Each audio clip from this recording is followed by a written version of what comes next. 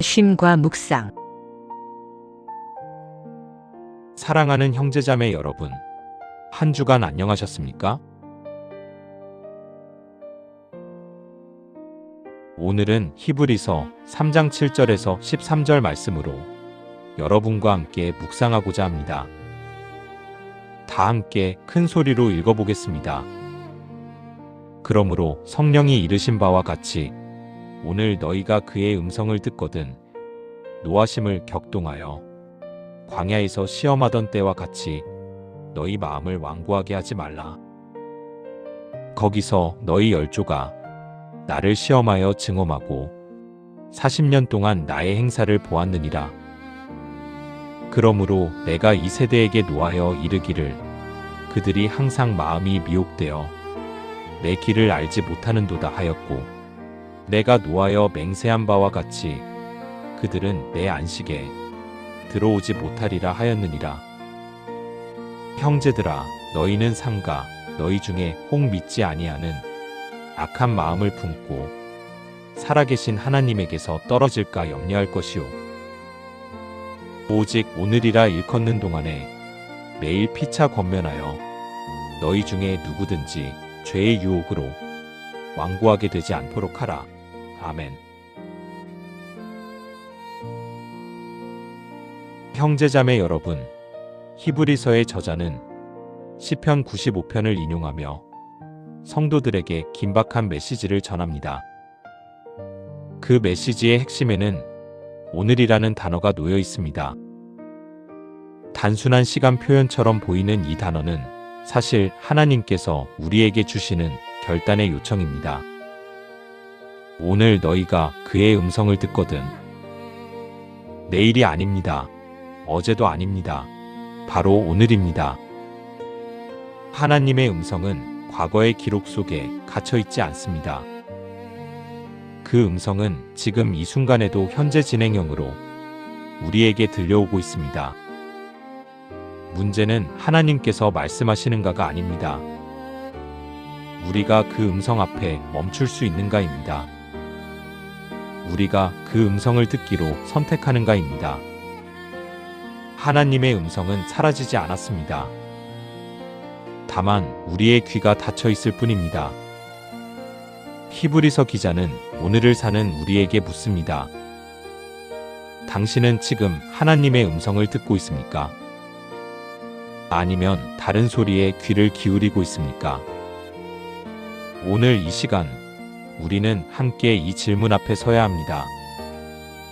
그리고 우리의 마음이 얼마나 하나님의 음성에 열려 있는지 점검해야 합니다. 히브리서 기자가 인용한 시편 95편에는 이스라엘의 뼈아픈 역사가 담겨 있습니다. 출애굽의 기적을 경험한 백성들, 홍해가 갈라지는 것을 목격하고 만나와 메추라기로 먹이심을 받았던 그들이었습니다. 그러나 그들은 광야에서 하나님을 시험했습니다. 기적을 보고도 순종하지 못했습니다. 거기서 너희 열조가 나를 시험하여 증험하고 40년 동안 나의 행사를 보았느니라. 40년 동안 하나님의 행하심을 보았지만 그들의 마음은 변하지 않았습니다. 그들은 결국 약속의 땅에 들어가지 못했습니다. 히브리서를 받은 당시의 성도들도 비슷한 상황에 놓여 있었습니다. 그들은 박해와 고난 속에서 믿음이 흔들리고 있었습니다. 처음 예수님을 영접했을 때의 그 뜨거움이 식어가고 있었습니다. 현실의 어려움 앞에서 신앙의 확신이 약해지고 있었습니다. 히브리서 기자는 바로 이런 그들에게 광야 세대의 이야기를 들려줍니다. 이것은 단순히 과거의 역사 교훈이 아니었습니다. 오늘을 사는 우리의 신앙을 점검하는 거울이었습니다. 광야에서 실패한 이스라엘의 모습이 바로 우리 자신의 모습일 수 있음을 경고하는 것입니다. 형제자매 여러분, 과거의 실패는 우리에게 교훈을 줍니다. 그러나 그 교훈은 역사책 속에 남아있을 때가 아니라 오늘 우리의 삶에 적용될 때 비로소 의미를 갖습니다. 우리는 지금 어떤 광야를 지나고 있습니까? 그 광야에서 하나님의 음성에 귀 기울이고 있습니까?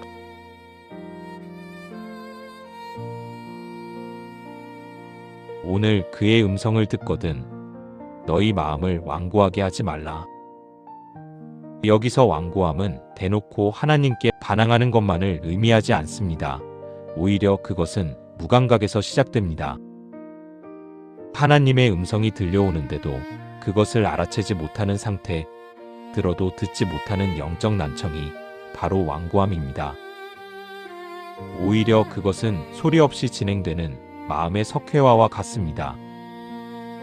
우리 몸의 혈관에 노폐물이 쌓여 딱딱하게 굳어지면 피가 돌지 못해 결국 생명이 위태로워지는 동맥경화가 찾아오듯 우리 영혼에도 영적 동맥경화가 일어납니다. 완고함이란 바로 이런 상태입니다. 하나님의 은혜라는 생명수가 끊임없이 공급되고 말씀의 빛이 비추어지지만 이미 딱딱하게 석회화된 마음은 그 어떤 것도 흡수하지 못합니다. 겉으로는 멀쩡해 보이고 예배의 자리에 앉아 있지만 속사람은 말씀에 반응하지 않는 무감각한 상태가 되는 것입니다. 하나님의 음성이 들려오는데도 그것을 알아채지 못하는 영적 난청, 들어도 내 삶을 변화시키지 못하는 영적 마비가 바로 이 완고함에서 시작됩니다. 우리 시대의 이 석회화된 마음, 즉 영적 동맥경화는 매우 구체적인 모습으로 나타납니다. 첫째, 소음 속에 묻힌 말씀입니다. 우리는 정보의 홍수 시대를 살아갑니다. 뉴스와 의견과 콘텐츠가 끊임없이 쏟아져 들어옵니다. SNS를 열면 수많은 목소리가 우리를 향해 외칩니다. 그 와중에 하나님의 음성은 너무나 조용합니다. 하나님의 음성이 사라진 것이 아닙니다. 다만 다른 소리들에 가려져 있을 뿐입니다. 우리는 하루 종일 화면을 들여다보지만 정작 말씀 앞에 멈춰서는 시간은 없습니다. 둘째, 익숙함이 만든 영적 난청입니다. 오랜 신앙생활을 한 사람일수록 이 함정에 빠지기 쉽습니다. 말씀을 너무 잘 안다고 생각합니다. 어떤 본문이 나오면 이미 그 내용을 알고 있다고 여깁니다.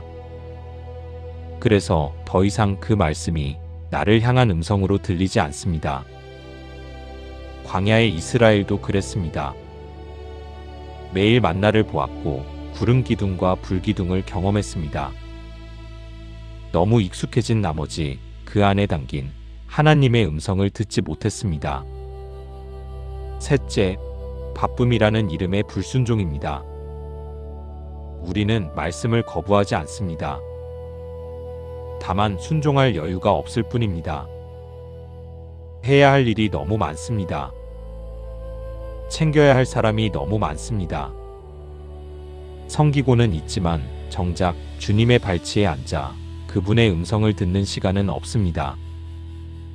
마르다처럼 주를 위해 많은 일로 분주하지만 마리아처럼 주님의 말씀을 듣는 것을 택하지 못합니다.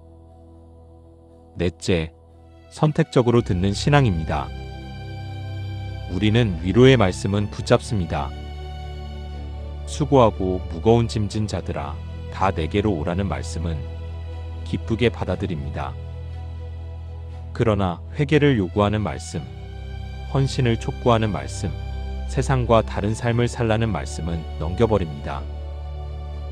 우리가 말씀을 판단하는 순간 말씀은 더 이상 우리의 주권자가 아닙니다. 사랑하는 성도 여러분, 이러한 모습들이 바로 오늘 하나님의 음성이 들리지 않는 이유입니다. 하나님은 말씀하고 계십니다. 그러나 우리의 마음이 완고하여 그 음성을 듣지 못하고 있습니다. 우리는 이 순간 정직하게 우리 자신을 돌아봐야 합니다.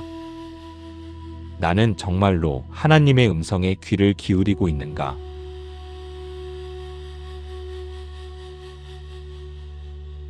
그러므로 내가 이 세대에게 노하여 이르기를 그들이 항상 마음이 미혹되어 내 길을 알지 못하는도다 하였고, 내가 노하여 맹세한 바와 같이 그들은 내 안식에 들어오지 못하리라 하였느니라.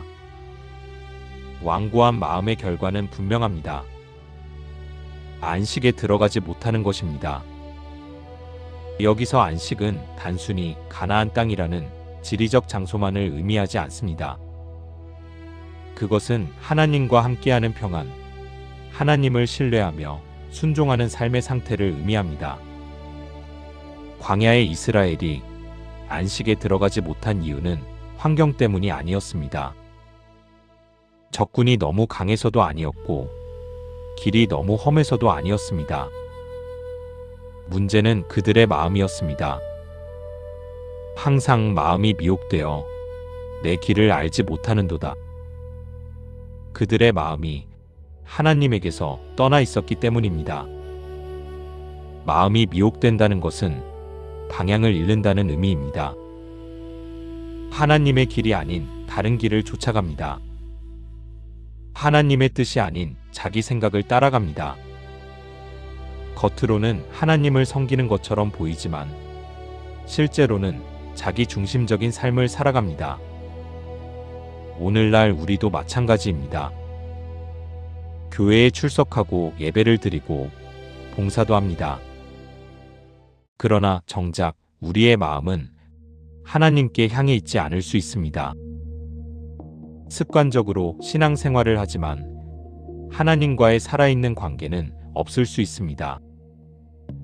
이것이 바로 안식에 들어가지 못하는 삶입니다. 안식은 우리가 도달해야 할 미래의 목표가 아닙니다. 안식은 지금 이 순간 하나님을 신뢰하며 순종할 때 누리는 현재의 은혜입니다. 여러분 꼭 기억하십시오. 안식은 순종에 대한 대가로 주어지는 보상이 아닙니다. 안식은 순종하는 자가 오늘 걷고 있는 길 그 자체입니다.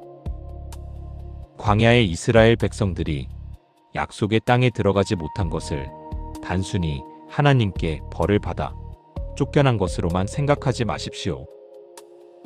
그들은 하나님의 말씀을 신뢰하지 않는 불순종이라는 이름의 불안을 스스로 선택한 것입니다. 하나님의 주권을 거부하고 자기 생각과 염려에 사로잡힌 마음에는 안식이 머물 자리가 없습니다. 안식이라는 평안은 불순종이라는 불안과 결코 공존할 수 없기 때문입니다. 우리가 하나님의 음성에 순종하지 못하는 이유는 무엇입니까? 내 뜻대로 해야 안전할 것 같고 내 계획대로 해야 쉴 수 있을 것 같은 자기 확신 때문 아닙니까?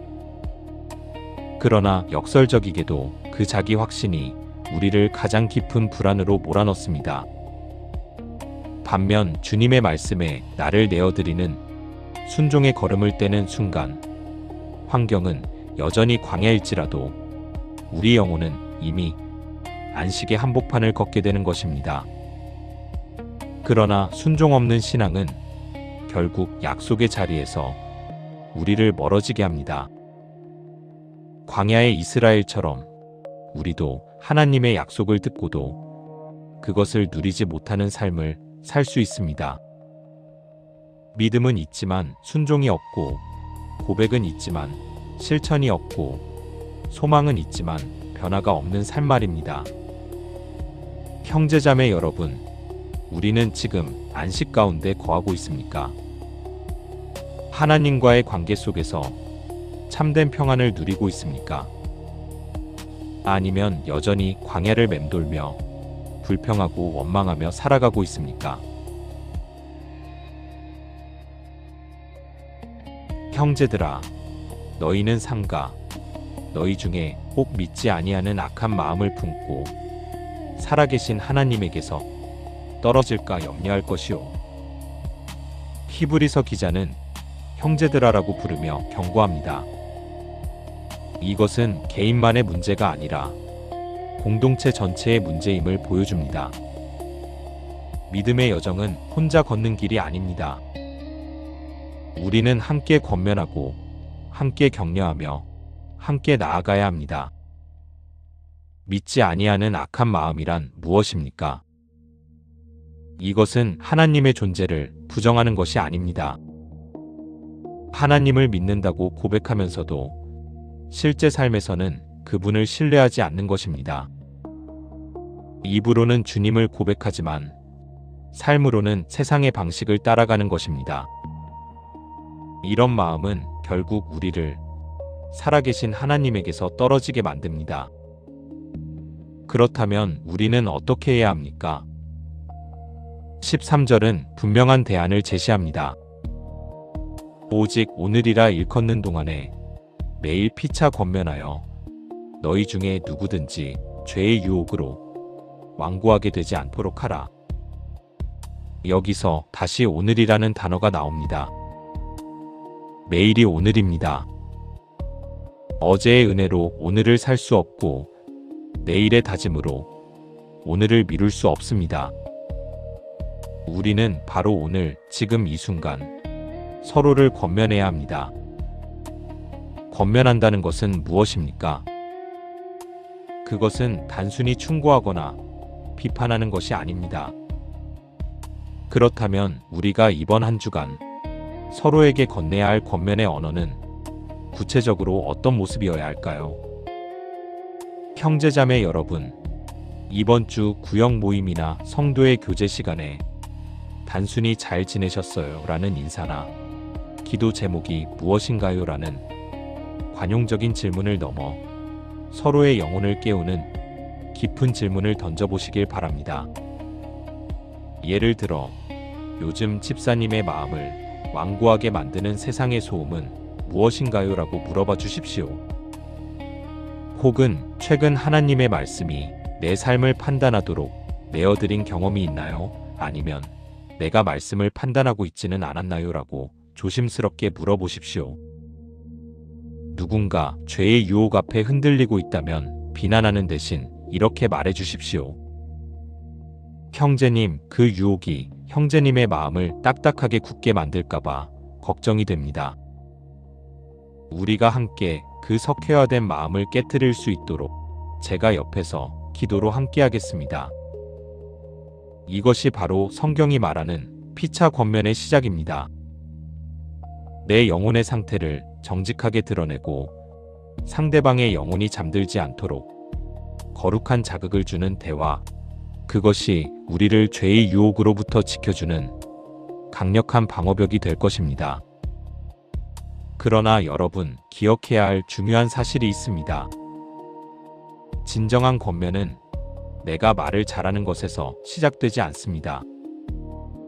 오히려 상대방의 깊은 속내를 경청하는 것에서 시작됩니다.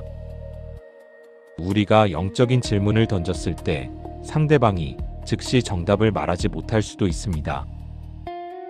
자신의 완고함을 들여다보는 데에는 시간이 걸리기 때문입니다.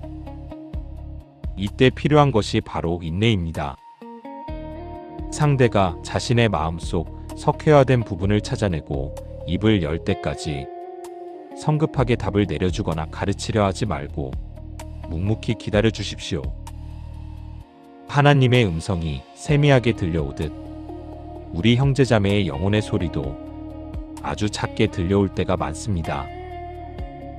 끝까지 들어주는 그 인내의 시간이 상대방의 닫혔던 마음 문을 녹이고 하나님의 음성을 함께 듣게 만드는 가장 강력한 사역이 될 것입니다. 잘 듣는 것이 가장 깊은 권면임을 잊지 마십시오.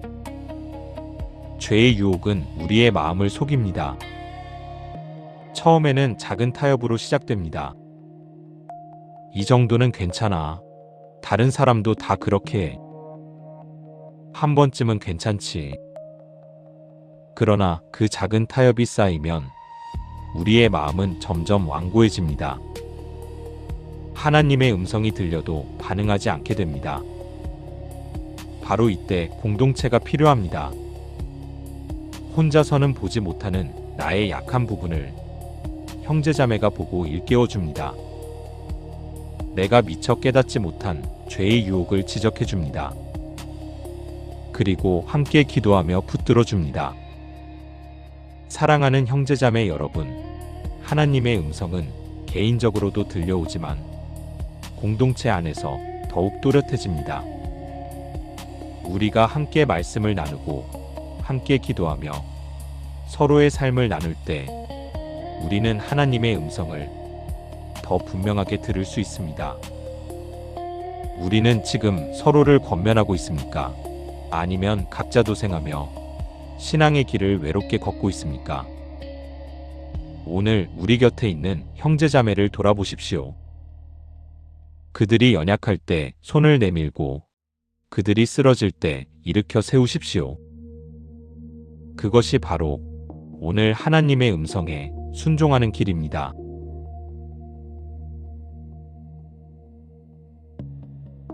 사랑하는 형제자매 여러분, 하나님의 음성은 지금도 우리에게 들려오고 있습니다.